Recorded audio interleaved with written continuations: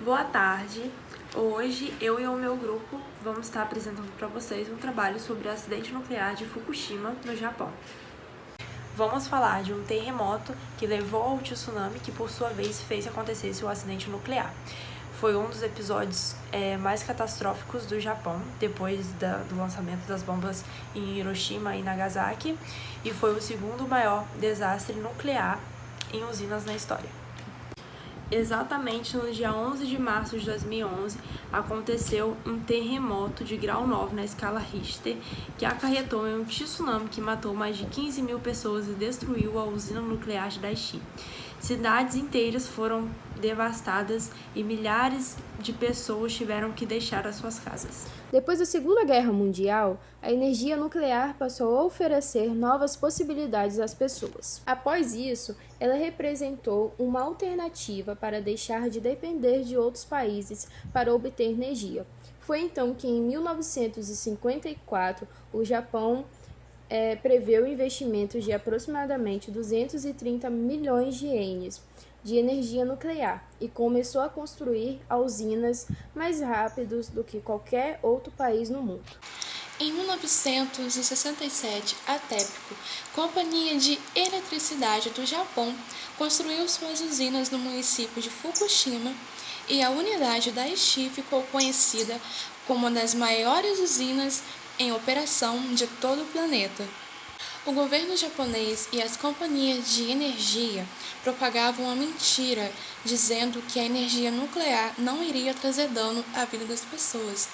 Destacavam apenas os pontos positivos, negligenciando o alto risco e os danos. Mas tudo mudou em 2011.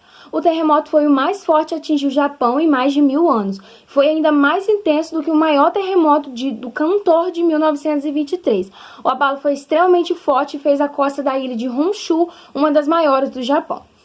Ser deslocada 2 metros para o leste e afundar 90 centímetros em relação ao nível do mar. Essa movimentação forçou o mar para cima, causando tsunami, uma série de ondas gigantes. 30 minutos depois do terremoto, as ondas chegaram à costa de Tohoku e outras regiões do leste do Japão. As enormes ondas romperam o muro de proteção, destruindo as cidades por inteiro. Mais de 300 mil prédios foram destruídos e outros 1 milhão danificados pelo tsunami, terremoto e incêndios. Sabemos que essa devastação provocou 25 milhões de toneladas de detritos, e que boa parte deles foi levada pelo oceano do Canadá e dos Estados Unidos. Além desse desastre, além das destruições e das mortes causadas, houve também um tsunami que atacou uma usina nuclear de Fukushima. Além disso, ela acabou criando um grande colapso nos reatores 1, 2 e 3. E quando houve uma boa falha de energia, os operários dessa usina não sabiam o que fazer. Eles se encontraram desesperados, provocando então uma explosão de hidrogênio, que derrubou o teto e as paredes do prédio na qual eles estavam. É bem importante deixar claro que o acidente nuclear que ocorreu em Chernobyl ocorreu uma explosão no reator. Já o acidente nuclear que ocorreu em Fukushima ocorreu uma explosão no prédio em que o reator estava. Havendo colapso parcial que causou o vazamento de gás hidrogênio, no caso foi esse gás que explodiu lá do reator, A radioatividade que se vê em Fukushima é fruto do vazamento de elementos que vieram do reator causado pelo superaquecimento e colapso da estrutura. O Japão classificou o acidente nuclear que ocorreu em Fukushima com o nível 7 na escala internacional de acidentes nucleares. Isso significa que houve uma descarga enorme de radiação em grande escala, com efeitos na saúde das pessoas e também no meio ambiente. Após a explosão, o governo montou uma zona de exclusão, proibindo que as pessoas vivessem raio de 20 quilômetros da usina nuclear. Portanto, no mesmo dia da explosão, a população foi evacuada do local. Para muitos, o acidente nuclear de Chernobyl serviu como um alerta para que pudessem estar revisando os perigos de uma energia nuclear. Mas ainda assim, a sociedade acreditava que isso estaria muito longe de acontecer no Japão, porque de acordo com uma companhia de energia elétrica, através de um relatório, dizia que isso estaria muito longe de acontecer. Mas ainda assim, Uma companhia de energia de Tóquio acreditava e suposicionava que isso estaria mais próximo do que eles poderiam imaginar, pois ainda assim já existiam muitos sinais de alerta para que eles pudessem estar se precavendo de um próximo acontecimento. Aquela era a primeira empresa nuclear a ser importada dos Estados Unidos sob o contrato-chave na mão, que significa que a empresa depende apenas do fabricante. Portanto, houve uma falta de conhecimentos básicos sobre projetos de usinas e tudo mais. A planta da usina previa que os suprimentos de energia para qualquer emergência ficassem no subsolo. A ideia era proteger de um possível furacão, não de um tsunami, o que fez toda a diferença, porque foi um dos maiores tsunamis da história do Japão, e a única estrutura que protegia a usina de um tsunami era um muro de aproximadamente 6 metros, mas as ondas do tsunami chegou até 17 metros de altura.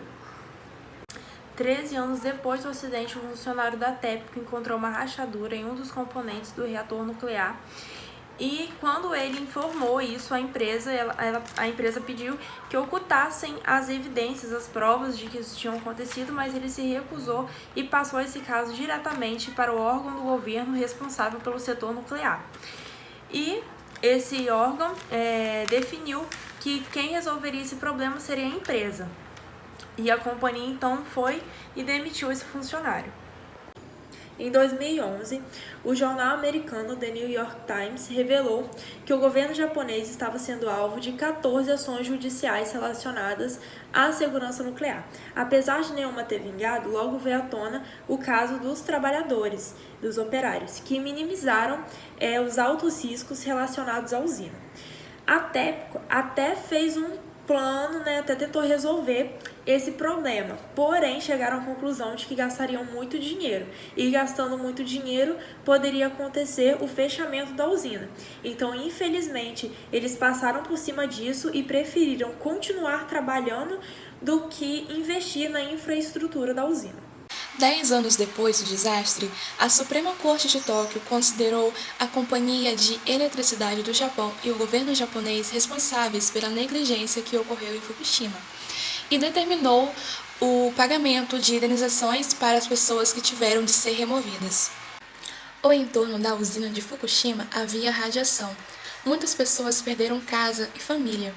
Traços de radiação foram encontrados no leite e em vegetais na região, devastando a comunidade de agricultores, pecuaristas e pescadores. O desastre triplo com terremoto, tsunami e tempestade nuclear deixou uma marca profunda na economia japonesa. O desastre teve um impacto significativo na sustentabilidade em geral na energia nuclear, que gerava 25% de eletricidade no Japão em 2010, mas caiu para 6% em 2019. O aumento do preço do petróleo e do gás natural aumentou, assim como a dependência do Japão com os combustíveis fósseis. Aumentou também a preocupação da sociedade com relação aos falecimentos que haviam acontecido, pois estimava-se que 2.200 pessoas haviam falecido devido ao estresse de traumas causados pelos acidentes radioativos. A usina de Fukushima ainda está sendo desmontada, porque é uma operação bem complexa. Tem muito lixo, água e solos contaminados. E as autoridades ainda não sabem onde vão armazenar tudo isso. De acordo com estimativas do governo, o total de compensação a ser paga pelo desastre pode chegar a 198 bilhões de dólares, equivalente a 1.150 bilhões de reais. A operação para limpar a área não deve terminar antes de 2051. Vai ser muito difícil que essa região volte a ser como era antes do acidente. Mesmo com a descontaminação completa, em um futuro ainda muito distante, surge a pergunta: será que é seguro voltar? Depois de acidentes nucleares, uma série de elementos químicos são liberados no ambiente, e a meia-vida é o tempo necessário para que a quantidade desses elementos radioativos caia pela metade. Algumas regiões já são habitáveis e alguns moradores já voltaram para suas casas, enquanto os que não podem voltar vivem em unidades habitacionais construídas pelo governo local e nacional. Com um plano de recuperação, agora o governo decide criar inovações políticas para que pudesse reerguer a cidade. Com isso, o seu foco agora está completamente em uma energia sustentável e também decide reabrir as escolas, criar novas moradias para os idosos e, de fato, criar uma boa infraestrutura, uma boa forma de vida para viver novamente em Fukushima. E a agricultura da usina de Daiichi já foram o centro da economia local de Fukushima. E agora, as terras que não podem mais ser usadas estão sendo transformadas para criar uma energia limpa e gerar novas fontes de renda. Hoje existem 9 reatores nucleares em operação no Japão e foi construída uma muralha com cerca de 14 a 15 metros de altura e a extensão de 430 quilômetros. Eles acreditam que essa muralha possa segurar um possível próximo furacão. Os cientistas, eles avaliam uma chance de 70% de ocorrer um novo furacão na capital japonesa, Tóquio, até 2050.